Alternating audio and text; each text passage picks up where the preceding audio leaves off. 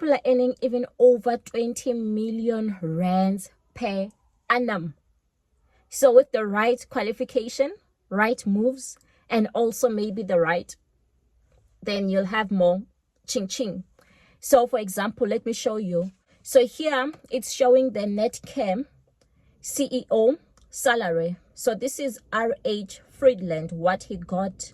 It says that his salary, so his base salary is 10,907. And then there's the 907 million.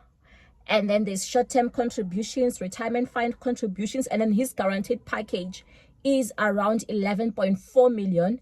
And then he's got bonuses of 5.8 million.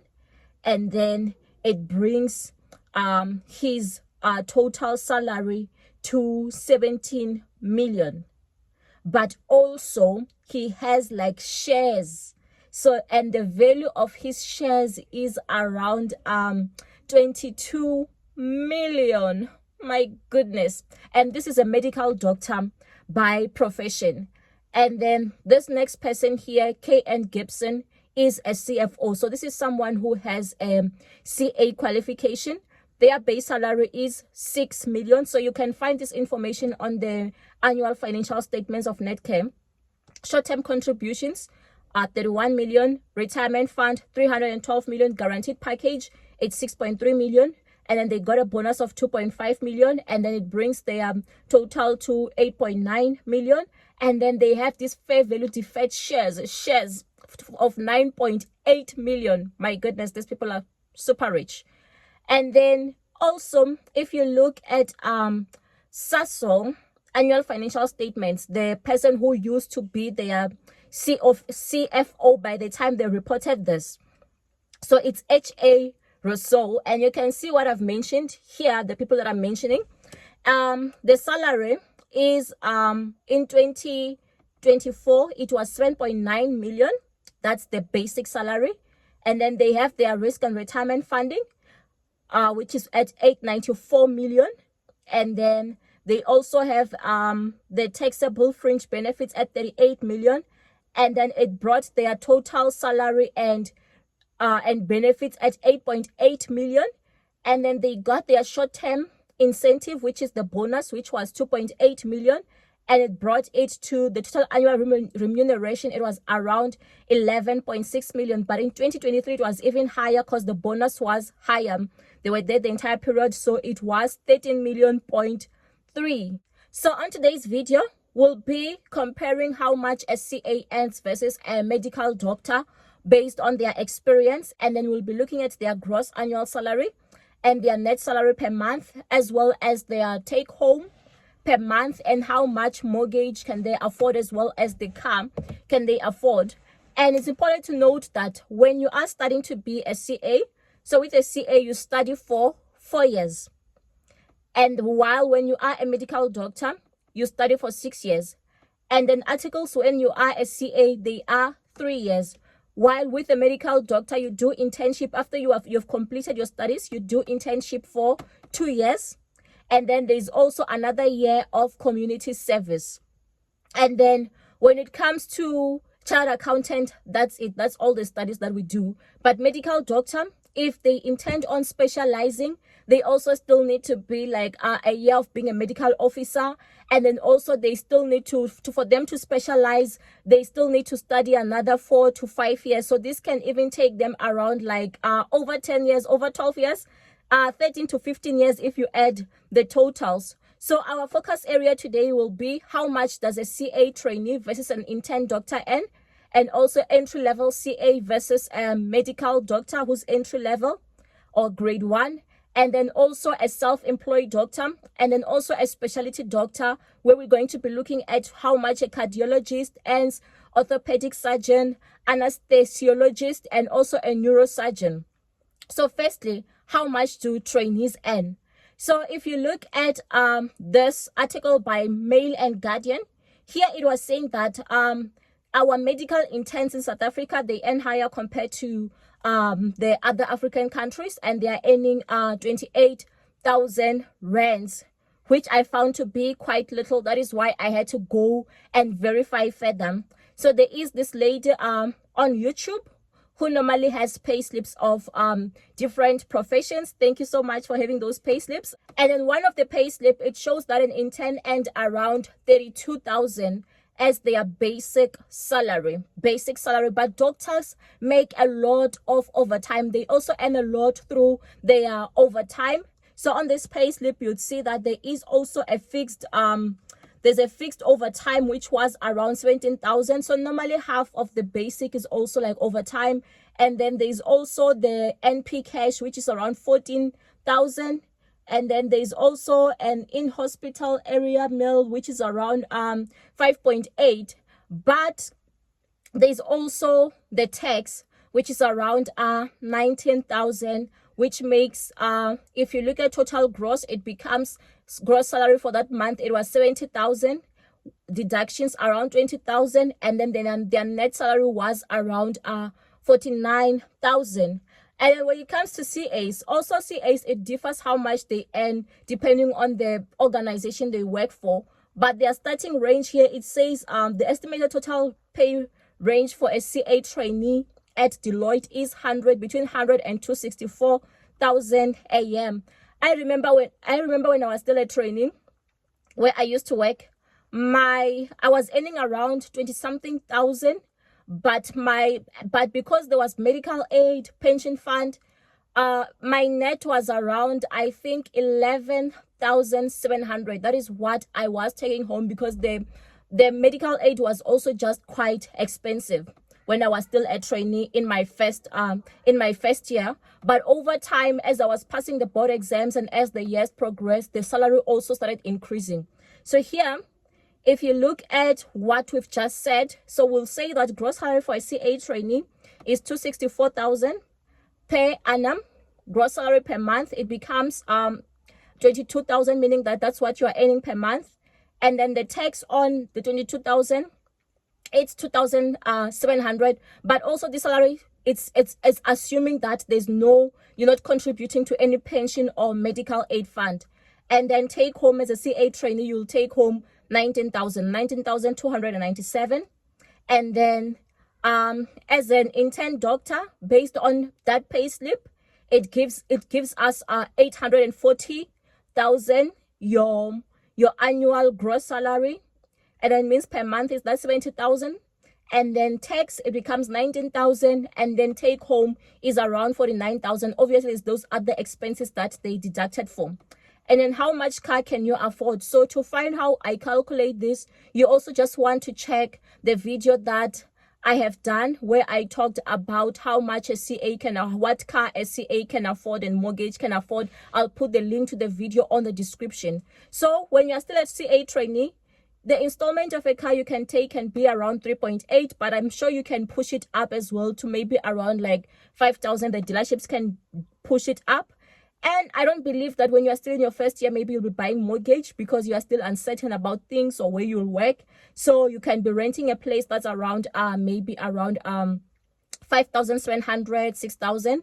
And then when you are an intern doctor, you can afford a car that's almost 10,000 or even more, because I don't think you will be buying any house. And also where you are staying in the hospital premises where you're not really paying much. So that's why you find that most doctors are able to push up the cars that they buy. They're able to buy the fancy expensive cars where they are paying a lot of beyond like 10,000. They are able to have a car for like 50 where they are paying an installment of 15 to around 20,000.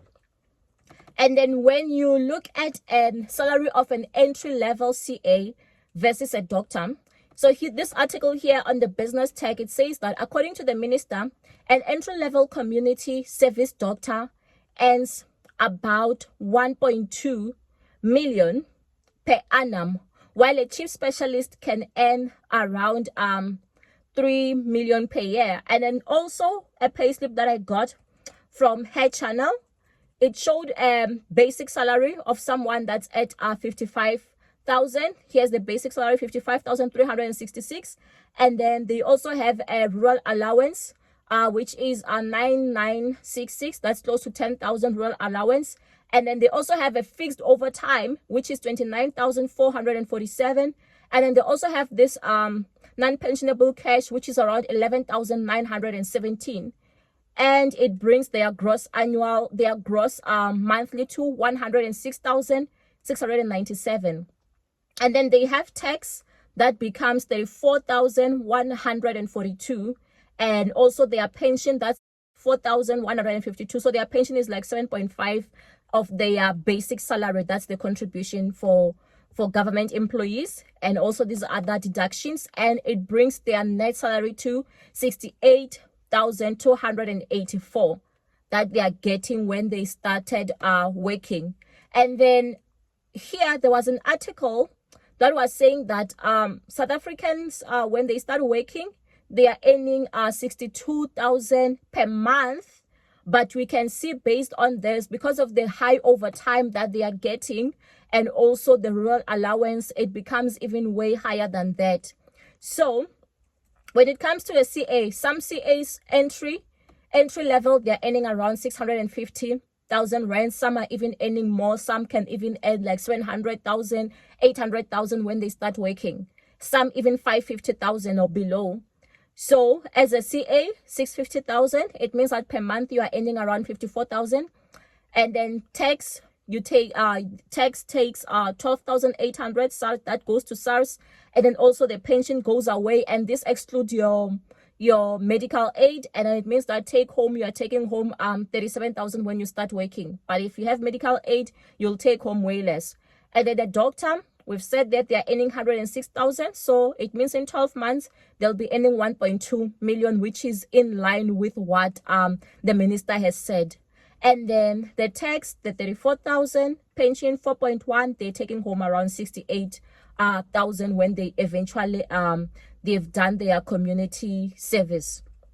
So what opportunities are in the different fields? So when it comes to being both of them, with CA and doctor, yes, you can be employed in the private sector or in the public sector. You can be employed.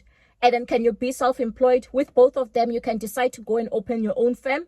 So you can be self-employed or decide to go do books for other people, or be an accountant on your own, servicing your clients, individual clients or private sector clients or government clients. Even as a doctor, yes, you can open your own practice and start running it self-employed.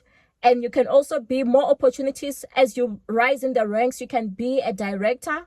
When you are a CA, you can be a CFO. When you are a doctor as well, you can be like a CEO of a hospital group. Can you specialize with, when you are a CA, I think even if you do specialize, it doesn't guarantee that your salary will go up. You can still go do your MBA. You can still go do your, maybe your master's in tax or your doctorate in whatever. It really doesn't increase or guarantee an increase for you when you do specialize as a CA. But when you do specialize as a doctor, it does guarantee an increase in your income or in your earning potential. And then yes, you can have your own accounting firm, or you can even, when you are a medical doctor, you can even open up your own hospital group. I know of other hospitals, a certain group of people or medical doctors came together, contribute money to start their own hospitals. So in order for them to just also be earning from that aspect, making it more of they are increasing their earning capability, because as a doctor, you are only going to earn as much as when you are active. If you are no longer active, it means that you are not really going to earn. So some, they've reached the level of making their qualification a business. So here is the income of a self-employed doctor. So there's this doctor that I go to. And I've been going to him for a couple of years now, and the surgery is always full. There's no way that he doesn't have customers. And when he sees us, he only sees us for like 5 minutes or less. He's so quick because he has a lot of customers. So, but for the sake of this example, I'm just going to use that maybe when you are self-employed, you are getting just 30 customers a day, because obviously when you are starting up, you won't have as much customers, but as you go on and continue, you'll build a bigger client base. But that doctor, I know in a day, maybe he sees over 50 customers and is open Monday to Sunday. So he works there 30 days or 31 days. And then the consultation fee, oh my goodness. Consultation fee is 590, not even 500. We are paying 590 for the consultation fee. Let me just change it to 590. but it's going to make a problem with my tax because my tax I've already calculated it. Let me just stick it to 500. So consultation we pay 590, but here it's saying 500. And then so it means that if he's getting 30 customers a day and he's working 30 days a month, he makes a monthly revenue of 450,000. And then obviously there's costs involved when you are self-employed. The place where you are running your practice from, you are renting it. There's staff that's working for you, but I don't think that staff you pay them a lot because you just need like the admin lady and maybe a cleaning lady. You don't really have much of cost, but here I've overstated or inflated the cost to make them 100,000. And then your net revenue per month before tax, it becomes 350,000.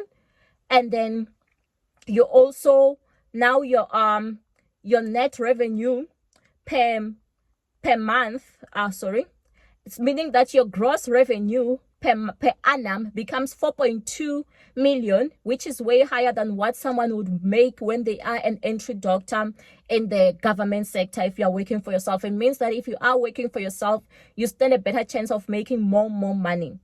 And then the tax on that amount, the tax on the 350,000 becomes the 141,633. And then it means that you are taking home around 200,000 when you are self-employed, getting like this number of customers. But if we change the scenario to make it 50 customers a day and you are working 24 days a month and consultation fee is 500, you are making 600,000 per month, which makes it net revenue to be around 6 million per annum, which is quite good, which you won't make when you are working in the hospital. So self-employment route, when you are a doctor, it looks quite good. And then when you do specialize as a doctor, and we'll start with how much does a cardiologist make. So a cardiologist can make, based on here, on this search here, it says the average pay for a cardiologist is around 3.4 million. But remember, when it comes to doctors, they take up a lot of overtime, and also sometimes they take up other people's shifts, which makes them even earn way more than what's stated here on Google as a basic salary. So they take up a lot of cases and all that. So here it says 3.4 million. And the amount can even be higher or lower. So you can see it says cardiologist is between 2.2 million to 4.5 million. So let's say you are earning the 3.4 million. It means your monthly net income becomes 285,000. Tax becomes 112,000, and then you are taking home 172,000. And then what mortgage can you afford? If we are basing it on 30% of gross, you can afford a mortgage of like 85. You can afford to make monthly repayment of 85,000 per month, meaning that you can even afford a mortgage of like over 8 million rands. You can afford it when you are earning this amount. And then cars that you can afford, here it says if it's 20% of net, you can afford a car repayment of 34,000, but you can still push it up to maybe even 50,000. I'm sure they can even push it up based on what you are earning. And then orthopedic surgeon, they are earning between here it says between entry level is 1.9 and then a senior 4.3 million. But like I've said, if you're doing overtime, it can even be even way higher. It depends. And then an anesthesiologist, here it says that entry level 1.6 million and then senior 3.4 million. If you are a neurosurgeon, it says the average salary is around 3.4 million. Make sure to watch this next video.